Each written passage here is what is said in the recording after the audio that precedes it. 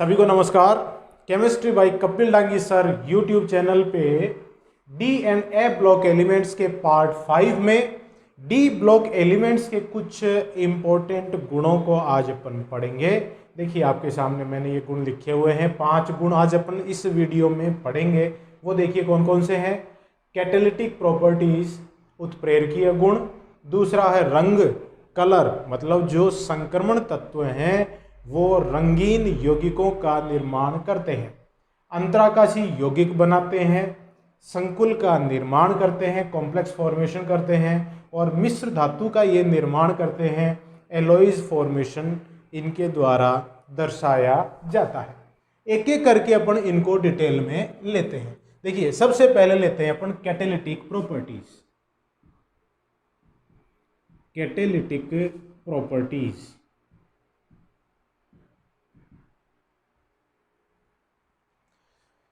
Catalytic property है, इसमें देखिए एक शब्द है कैटेलिटिक जो आया है कैटेलिस्ट से, और कैटेलिस्ट का मतलब उत्प्रेरक। उत्प्रेरक क्या होते हैं? वे रासायनिक पदार्थ होते हैं जिनको किसी अभिक्रिया में सूक्ष्म मात्रा में अगर डाल दिया जाए तो उस अभिक्रिया के पथ में परिवर्तन से कम सक्रियण ऊर्जा लगती है, जिससे अभिक्रिया का वेग बढ़ जाता है, और अभिक्रिया संपन्न होने पर जो आपने सूक्ष्म रासायनिक पदार्थ डाला था वो पुनः प्राप्त हो जाता है। उसी रासायनिक पदार्थ को अपन क्या कहते हैं? उत्प्रेरक कहते हैं। जो डी खंड के तत्व हैं वो कैटेलिटिक प्रॉपर्टीज दर्शाते हैं, उत्प्रेरकीय गुण दर्शाते हैं। ये उत्प्रेरकीय गुण क्यों दर्शाते हैं? इसके पीछे इनके दो महत्वपूर्ण गुण हैं, वो इसके लिए उत्तरदायी हैं, रेस्पॉन्सिबल हैं। वो देखिए क्या है।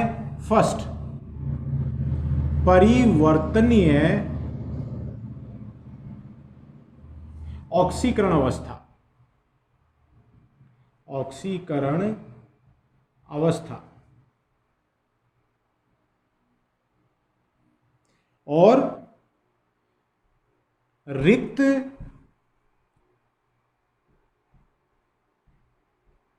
N-1D कक्षकों की उपलब्धता।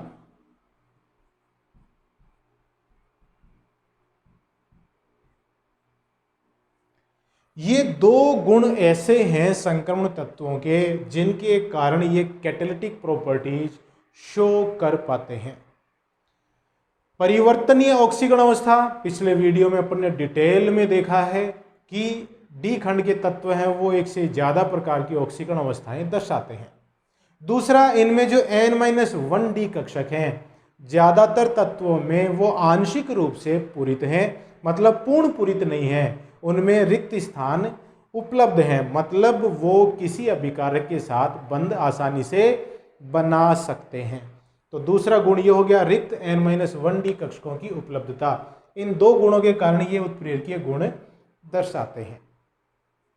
अब देखिए कुछ अभिकारक हैं वो इन उत्प्रेरकों की सतह पर अधिशोषित हो जाते हैं, अभिक्रिया करके उत्पाद बनाते हैं और विशोषण के द्वारा अलग हो जाते हैं, उत्प्रेरक पुनः प्राप्त हो जाता है। देखिए कैसे, जैसे A और B ये दो अभिकारक हैं और ये क्या है? उत्प्रेरक है। उत्प्रेरक है और ये अभिकारक क्या करेंगे? इस उत्प्रेरक की सतह पर ये अधिशोषित हो गए। ठीक है, अब क्या होगा? इन A और B अभिकारकों के मध्य अभिक्रिया से उत्पाद का निर्माण हो जाता है और फिर ये इस उत्प्रेरक की सतह से विशोषित होकर अलग हो जाती है। तो देखिए इसमें क्या हुआ कि जब A और B उत्प्रेरक की सतह से जुड़ेंगे, मतलब इस धातु की सतह से जुड़ेंगे, तो इसकी ऑक्सीकरण अवस्था अलग हो जाएगी, और जब ये उत्पाद के रूप में पृथक हो जाएंगे तो वापस ही अपनी पूर्व अवस्था में आ जाती है। तो इस धातु, जो भी ये धातु होगा, उसमें अगर परिवर्तनीय ऑक्सीकरण अवस्था गुण नहीं हुआ तो यहां पर ना तो ये अभिकारक इसकी सतह से अधिशोषित हो पाएंगे और ना ही विशोषित हो पाएंगे। तो ये परिवर्तनीय ऑक्सीकरण अवस्था गुण के कारण ऐसा होता है। बंध का निर्माण रिक्त N-1D कक्षकों की उपलब्धता के कारण ऐसा हो रहा है। अब इसके कुछ उदाहरण लें, जिन उदाहरणों में अपन देखेंगे कि संक्रमण तत्व या उनसे बने यौगिक या उनके मिश्र धातु विभिन्न अभिक्रियाओं के लिए उत्प्रेरक की तरह कार्य करते हैं। देखिए, ज्यादातर अभिक्रियाओं में संक्रमण तत्व ही हैं जो उत्प्रेरक की तरह कार्य करते हैं। उदाहरण के तौर पे देखिएगा, फर्स्ट, वनस्पति तेल से वनस्पति घी का निर्माण।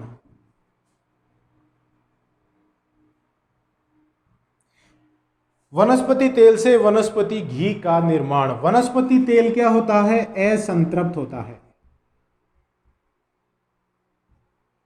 और वनस्पति घी क्या होता है?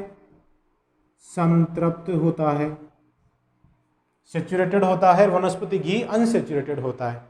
देखिए, जैसे RCH double bond CH COOR, ये क्या है? वनस्पति तेल है। इसका अपन करवा रहे हैं हाइड्रोजनीकरण निकेल की उपस्थिति में। निकेल यहां पर उत्प्रेरक की तरह कार्य कर रहा है। तो ये हो गया RCH2 CH2 COOR। यहां पहले अभिकारक में डबल बॉन्ड था, ये असंतृप्त प्रकृति का था, और हाइड्रोजनीकरण के द्वारा इसमें डबल बॉन्ड किसमें बदल गया? एकल बंध में। तो ये संतृप्त हो गया, मतलब ये बदल गया वनस्पति घी में, और इसमें उत्प्रेरक की तरह काम कर रहा है निकेल। और अगर अपन इस निकेल को चूर्णित निकेल के रूप में काम में लें तो उसे अपन कहेंगे राने निकेल। और उदाहरण देखिएगा जिनमें डी खंड के तत्व उत्प्रेरक की तरह व्यवहार करते हैं। देखिएगा दूसरा उदाहरण अगर अपन लें, अमोनिया के निर्माण की हैबर विधि। अपन ने पी खंड में पढ़ा था, जो नाइट्रोजन का महत्वपूर्ण यौगिक है अमोनिया, उसके निर्माण की हैबर विधि। यह अभिक्रिया अपन पी ब्लॉक एलिमेंट्स में पढ़ भी चुके हैं। देखिए, N2 + 3H2 Fe + MO से बनेगा 2NH3। यह है हैबर प्रक्रिया की अभिक्रिया। अब देखिए, इसमें जो अमोनिया का निर्माण हो रहा है, इसमें जो Fe है, लोहा है, वो तो उत्प्रेरक है, उत्प्रेरक की तरह कार्य करता है। और जो मोलिब्डेनम है वो वर्धक है, मोटिवेटर है इस उत्प्रेरक के लिए। तो ये भी देखिए, Fe और मोलिब्डेनम, यहाँ पे Fe उत्प्रेरक की तरह काम कर रहा है। और उदाहरण देखिएगा, जैसे CH2 डबल बॉन्ड CH2, ये क्या है? एथीन। इसका जो अपन पॉलीमराइजेशन देखते हैं, बहुलकीकरण इसका अपन देखें, तो एथीन का बहुलक क्या कहलाएगा? पॉलीथीन। तो N अणु इसके लगेंगे, CH2 कितने भाग है इसके? N। तो ये हो गया पॉलीथीन। और इसमें उत्प्रेरक क्या है? टाइटेनियम टेट्राक्लोराइड उत्प्रेरक की तरह कार्य करता है, जो कि टाइटेनियम का यौगिक है। टाइटेनियम अपन जानते कहाँ है? 3D श्रेणी का एक महत्वपूर्ण तत्व है। और देखिएगा, HNO3 के निर्माण की ओस्टवाल्ड विधि।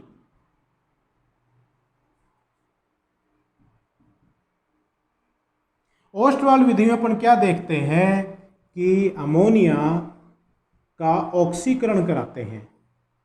किसकी उपस्थिति में? प्लेटिनम की उपस्थिति में।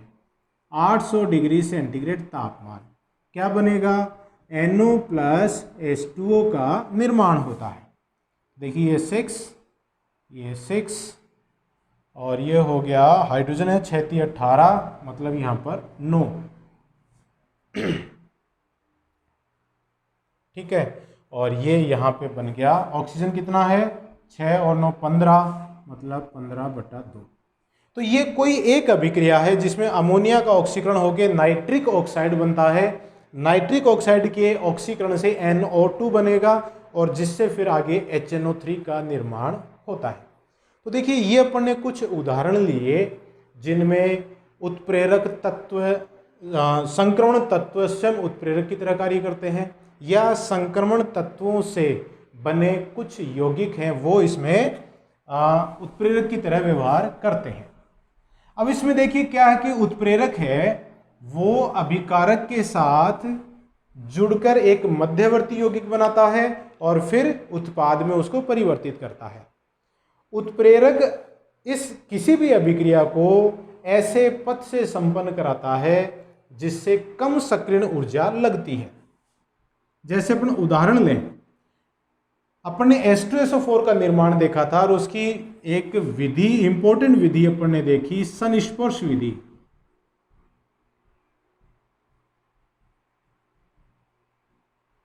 उसमें उत्प्रेरक की तरह क्या काम में लेते हैं, उत्प्रेरक है उसमें वेनेडियम पेंटा ऑक्साइड।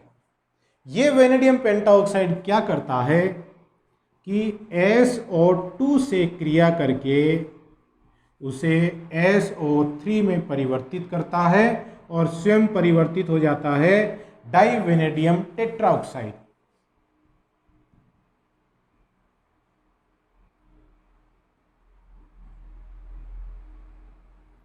डाइवेनेडियम टेट्राऑक्साइड में परिवर्तित हो जाता है। ये डाइवेनेडियम टेट्राऑक्साइड ऑक्सीजन से जुड़कर वेनेडियम पेंटाऑक्साइड बना लेता है, पुनः वेनेडियम पेंटाऑक्साइड बना लेता है। तो ये तो देखिए क्या है, इसकी क्रियाविधि है। अगर इस पूरी क्रियाविधि को अपन एक ही अभिक्रिया के रूप में लिखना चाहें तो उस अभिक्रिया को ऐसे लिखते हैं SO2 + O2 वेनेडियम पेंटाऑक्साइड से क्या बना, SO3 बना। ये अभिक्रिया जनरली अपन कॉन्टैक्ट प्रोसेस में, संपर्क विधि में या संस्पर्श विधि में ये अभिक्रिया देखते हैं। और ये अभिक्रिया हुई कैसे, इस तरह से वेनेडियम पेंटाऑक्साइड पहले SO2 से क्रिया करता है, उसको SO3 में बदलता है और स्वयं डाइवेनेडियम टेट्राऑक्साइड में बदल जाता है। फिर ये ऑक्सीजन से क्रिया करके डाइवेनेडियम पेंटाऑक्साइड का निर्माण करता है। तो इस तरह से ये डी खंड के तत्व या अपन कहें संक्रमण तत्व उत्प्रेरक की भांति कार्य करते हैं। अब देखिए अपन देखते हैं इसका दूसरा गुण, रंग। डी खंड के तत्व रंगीन संकुलों का निर्माण करते हैं।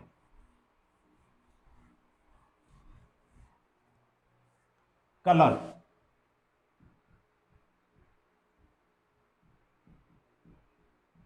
देखिए रंग दर्शाने के लिए एक बहुत ही प्राथमिक चीज है, वो क्या है कि वही पदार्थ रंगीन दिखाई देता है जो आपतित विकिरणों के दृश्य क्षेत्र से किसी तरंग दैर्ध्य की विकिरण का अवशोषण कर ले और बाकी को परावर्तित कर दे। दृश्य क्षेत्र में चूंकि 7 रंग होते हैं, विबग्योर जानते अपन पहले भी पढ़ चुके हैं। इन 7 रंगों को अगर कोई पदार्थ अवशोषित कर लेता है तो वह पदार्थ ब्लैक दिखाई देता है, काला दिखाई देता है। और अगर 7 रंगों को परावर्तित कर दे तो वह पदार्थ श्वेत दिखाई देता है, सफेद दिखाई देता है। लेकिन अगर कुछ रंगों को अवशोषित कर ले, बाकियों को परावर्तित कर दे तो वह पदार्थ रंगीन दिखाई देता है। अब जो डी खंड के तत्व हैं या संक्रमण तत्व हैं वो रंगीन यौगिक बनाते हैं। वो रंगीन यौगिक क्यों बनाते हैं, क्या कारण है, किस तरह से वो किसी रंग का अवशोषण करते हैं, तो उसको देखिए। अपन ने एक चैप्टर पहले पढ़ लिया है, जो चैप्टर नंबर कितना है आपका 9, उपसहसंयोजक यौगिक, वो अपन पढ़ चुके हैं। मेरे चैनल पे आप सर्च करके वो पढ़ सकते हैं। तो देखिए ये 5 डी कक्षक हैं जिसको समान ऊर्जा के होने के कारण अपन क्या कहेंगे, समभ्रंश कक्षक। उत्प्रेरक की उपस्थिति में ये दो ऊर्जा स्तरों पे बट जाते हैं। 3 कक्षक निम्न ऊर्जा स्तर के और 2 कक्षक उच्च ऊर्जा स्तर के हैं, तो निम्न ऊर्जा स्तर के कक्षकों को T2G और उच्च ऊर्जा स्तर के कक्षकों को EG कहते हैं। ऐसा कक्षकों का विपाटन होता है अष्टफलकीय संकुलों में।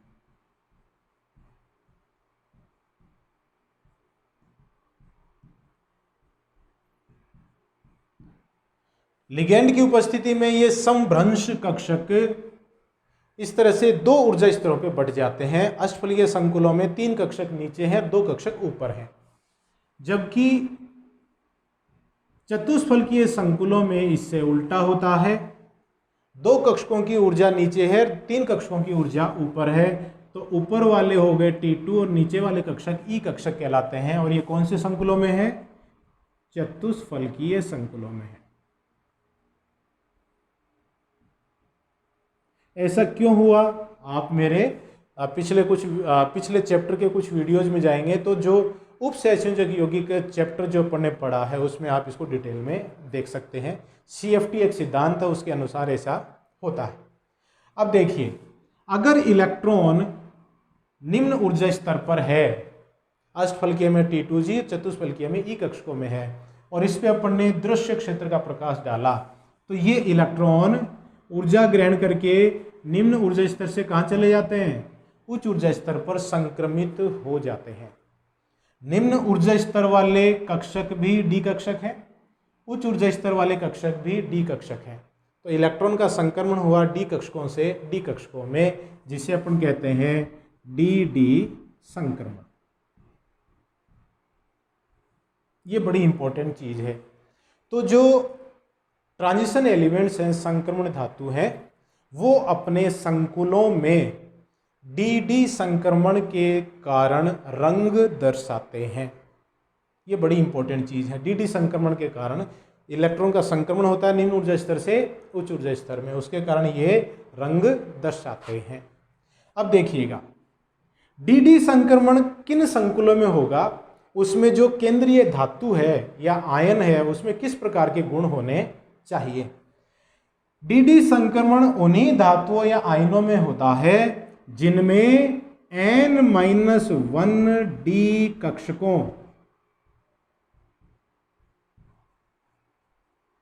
में अयुग्मित इलेक्ट्रॉन उपस्थित हों। इलेक्ट्रॉन उपस्थित होते हैं।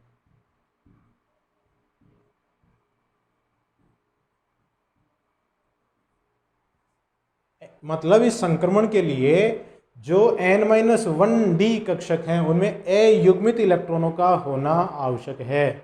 अगर अयुग्मित इलेक्ट्रॉन नहीं होंगे तो वे तत्व या आयन रंगहीन होंगे। जैसे D0 और D10 विन्यास वाले आयन रंगहीन होते हैं।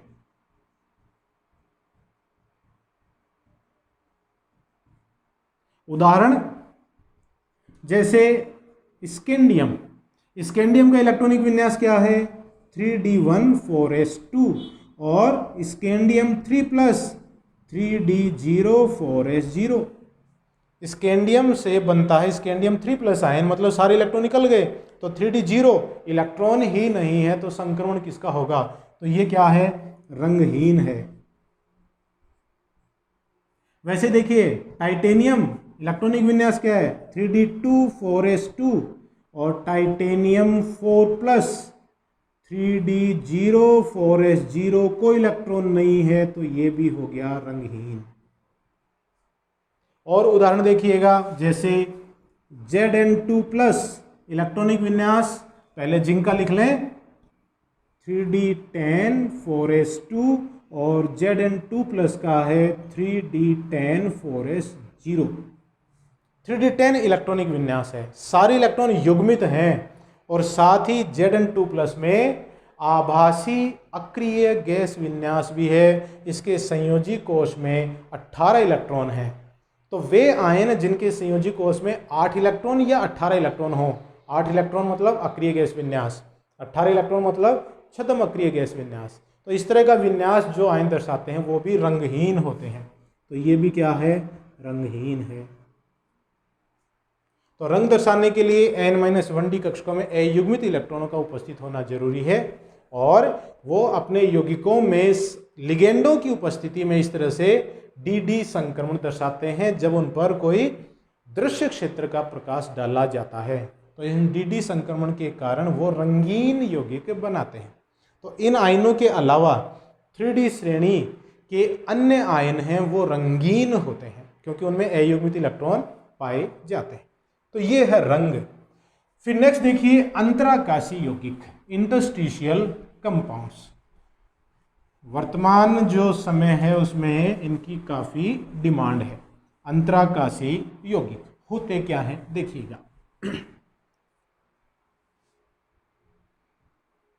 इंटरस्टिशियल कंपाउंड्स, अंतराकाशी यौगिक।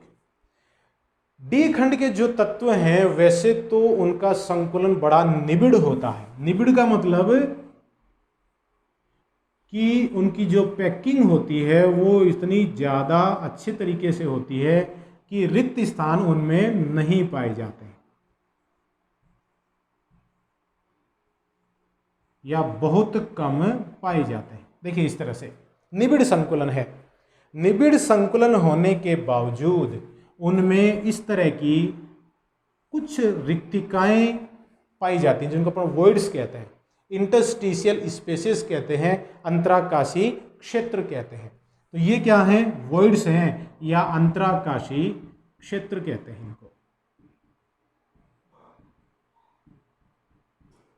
अब इन अंतराकाशी क्षेत्रों में कुछ छोटे अधात्विक परमाणु जैसे हाइड्रोजन, जैसे बोरॉन, जैसे कार्बन, जैसे नाइट्रोजन, ये अधात्विक परमाणु हैं। ये क्या है, इन अंतराकाशी क्षेत्रों में स्थान ग्रहण कर लेते हैं। मतलब ये जो रिक्तिकाएं हैं, खाली जगह थी, वो इन छोटे परमाणुओं ने भर दी। तो अब इनकी पैकिंग और ज़्यादा निबिड़ हो गई, ये बहुत ज़्यादा कठोर हो गए। तो इस तरह से संक्रमण तत्वों के कणों के मध्य जो अंतराकाशी क्षेत्र पाए जाते हैं उनमें हाइड्रोजन, बोरॉन, कार्बन, नाइट्रोजन स्थान ग्रहण कर लेते हैं। इससे बने यौगिक क्या कहलाते हैं, अंतराकाशी यौगिक कहलाते हैं, इंटरस्टिशियल कंपाउंड्स कहलाते हैं। अब अंतराकाशी यौगिकों के जो गुण हैं वो देखिएगा। गुण, ये बहुत ज़्यादा कठोर होते हैं, ये मजबूत होते हैं, इनके गलनांक का मान काफी उच्च होता है। चालकता इनकी धातुओं के समान रहती है, चालकता धातु के समान है, और ये रासायनिक अभिक्रियाशीलता बहुत कम हो जाती है।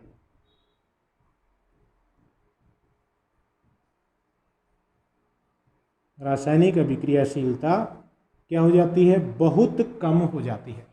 तो देखिए गलनांक बढ़ गया, कठोरता बढ़ गई, मजबूती बढ़ गई, चालकता धातु के समान है ही, और रासायनिक अभिक्रियाशीलता हो गई कम। तो उन क्षेत्रों में इनको चालकों के रूप में प्रयुक्त किया जा सकता है जहाँ का तापमान बहुत ज़्यादा हो। उच्च तापमान पे इनको चालकों के रूप में प्रयुक्त कर सकते हैं, या कुछ ऐसे वातावरण में अपन इनको प्रयुक्त कर सकते हैं जहाँ पर रासायनिक अभिक्रिया होने की संभावना ज़्यादा हो। तो वहाँ पर भी आसानी से रासायनिक अभिक्रियाएं नहीं करेंगे और अच्छे चालक की तरह व्यवहार कर लेंगे। तो इस तरह से ये बनाते हैं अंतराकाशी यौगिक। नेक्स्ट है कॉम्प्लेक्स फॉर्मेशन, संकुल का निर्माण। संकुल का तो अपन ने एक पूरा चैप्टर पढ़ा है, चैप्टर नंबर 9 कोऑर्डिनेशन कंपाउंड्स, जो अपन पढ़ चुके हैं चैप्टर नंबर 9। मेरे चैनल पे आप सर्च कर सकते हैं उसको कोऑर्डिनेशन कंपाउंड के नाम से ही। तो नेक्स्ट है कॉम्प्लेक्स फॉर्मेशन,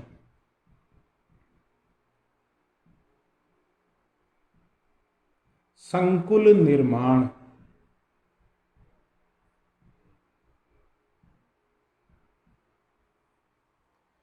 तो डी खंड के तत्व संकुलों का निर्माण करते हैं। क्यों करते हैं, उनके लिए देखिए ये गुण जिम्मेदार हैं। पहला, रिक्त लगभग समान ऊर्जा वाले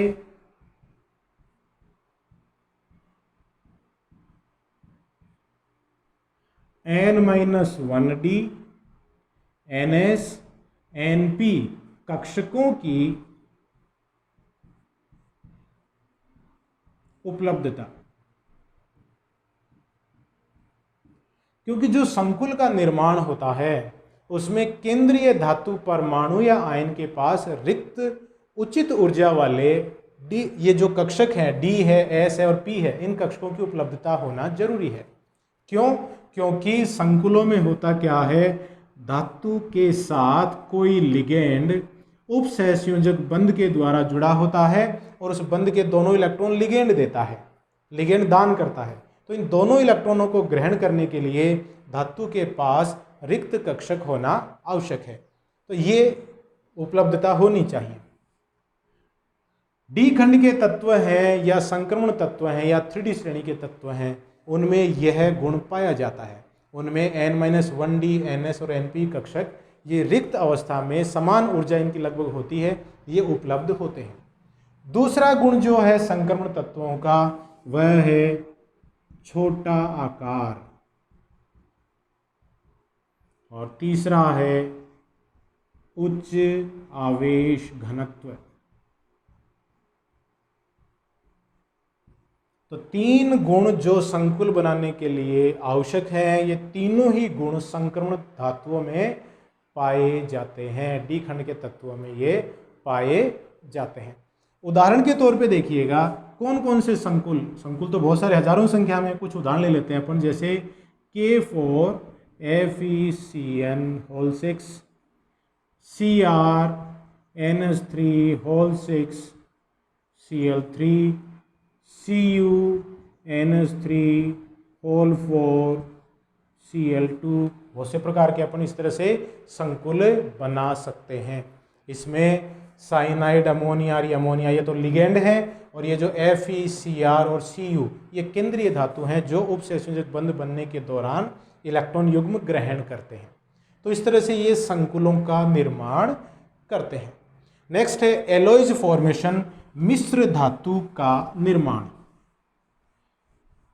अपन डेली लाइफ में बहुत से प्रकार के मिश्र धातुओं का उपयोग करते हैं। क्यों करते हैं? क्योंकि मिश्र धातु हैं, गलनांक कुछ होता है, कठोर होते हैं, मजबूत होते हैं, आसानी से अभिक्रिया नहीं करते हैं, इसलिए लंबे समय तक चलते हैं। मिश्र धातु वास्तव में होते क्या हैं? Alloys formation.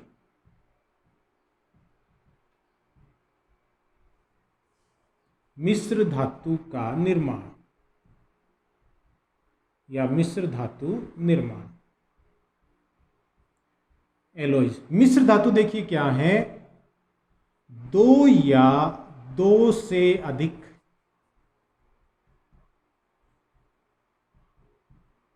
ठोसों, मतलब यहां पर अपन लेंगे धातु से बना समांगी मिश्रण।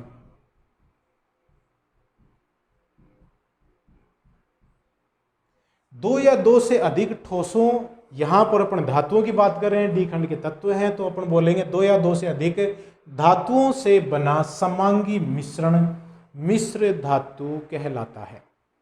अब अपन ऐसे ही किन्हीं 2 धातुओं को आपस में नहीं मिला सकते हैं। मिश्र धातु बनने के लिए एक शर्त की पालना होना आवश्यक है। वो शर्त क्या है कि जो धातु मिला रहे हैं, मिलाने वाले धातुओं की परमाण्विक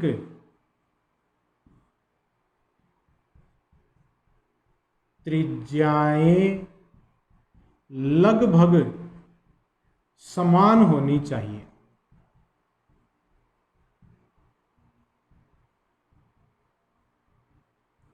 मतलब उनमें 15% से ज्यादा अंतर नहीं होना चाहिए।